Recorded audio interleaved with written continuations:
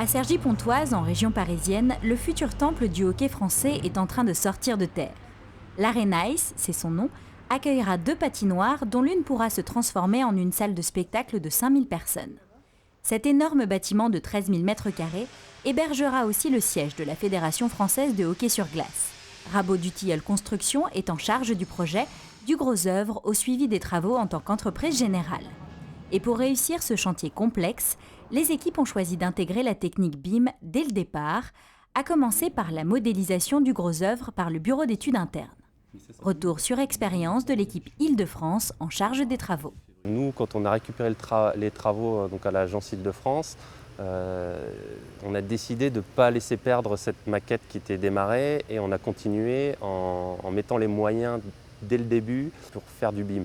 Donc, la première chose qui a été faite, c'est donc d'embaucher quelqu'un qui a les compétences pour avancer dans ce projet, mais c'était surtout aussi de se donner des objectifs humbles pour avoir des résultats concrets directement sur le chantier. Les équipes se sont alors servies du BIM pour le réseau soudalage et ont ainsi pu faire les réservations et suivre les travaux de manière très précise pour ne jamais bloquer le gros œuvre. Et la modélisation ne s'est pas arrêtée là. Ensuite, on a continué avec nos partenaires sous-traitants. Donc le charpentier lui a son modèle 3D qu'on a compilé sur le nôtre. Le plaquiste a modélisé la plâtrerie du chantier. Et les entreprises qui n'arrivaient pas ou qui ne voulaient pas faire du BIM ou de la maquette numérique, on les a aidés en prenant leurs plans et en modélisant à leur place.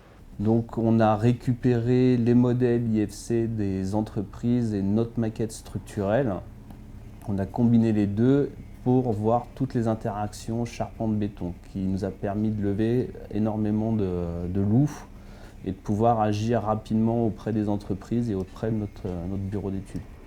Le BIM est donc un outil de communication globale entre tous les acteurs du chantier, du constructeur à l'architecte, aux sous-traitants, aux clients bien sûr, et même aux équipes sur le terrain et aux compagnons. Aujourd'hui, voilà, c'est clair pour tout le monde, c'est du visuel 3D. Il n'y a plus d'ambiguïté sur la compréhension d'un plan en 2D.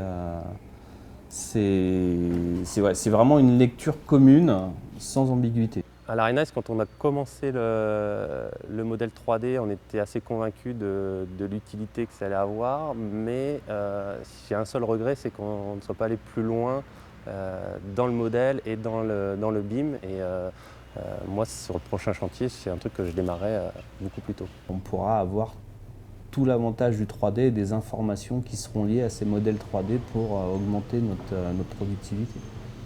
Les travaux débutés en novembre 2014 se termineront à la mi-septembre pour une ouverture de l'Arenaïs en temps et en heure en novembre 2016.